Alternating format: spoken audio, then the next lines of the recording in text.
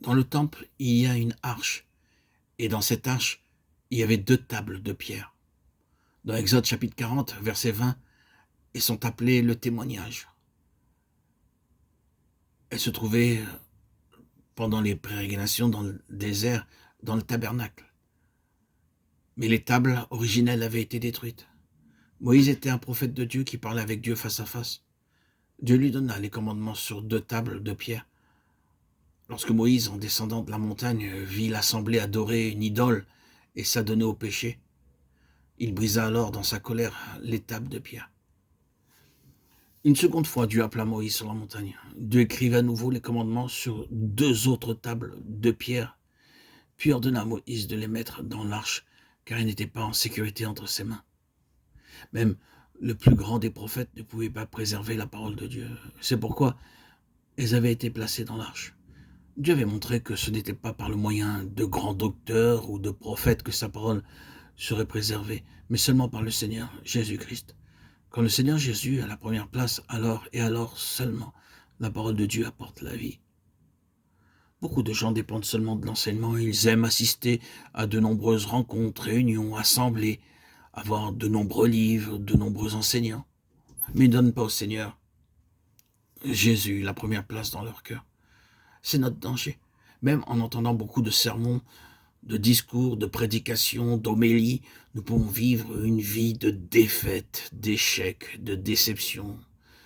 Tout n'est que ruine, lamentation, désespoir. Pourquoi? Alors que le remède consiste à apprendre que notre vie est cachée avec Christ en Dieu. Colossiens 3:3. Pourquoi tant de désespoir, de découragement? Parce que nous ne laissons pas le Seigneur Jésus prendre le contrôle de nos vies. Il est caché en nous. Si nous le laissons s'établir en nous, il aura alors pour chaque enfant de Dieu, pour tout croyant qui a reçu le Saint-Esprit, une vie abondante. Lorsque les tables de pierre furent entre les mains de Moïse, elles furent jetées, brisées, placées dans l'arche.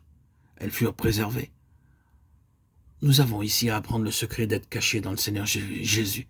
Sans aucun doute, Dieu utilise des docteurs, des prédicateurs pour nous aider, mais le Seigneur Jésus doit avoir la première place dans notre cœur, notre foyer, nos occupations, afin qu'il obtienne toute la gloire et tout l'honneur.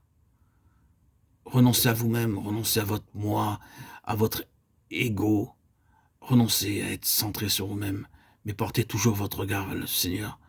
Vous devez rester à l'arrière-plan avec votre moi charnel, vos propres forces, de sorte que ceux qui vous voient et vous parlent puissent glorifier le Seigneur. Laissez-lui la place, il rayonnera à travers vous. Lui seul doit être le maître de chacun de nos vies. Ceci devrait être toujours notre but à chacun. Lorsque nous prions, nous avons à apprendre comment l'exalter, pas de manière extérieure, mais toujours par notre vie intérieure en lui, riche de sa présence.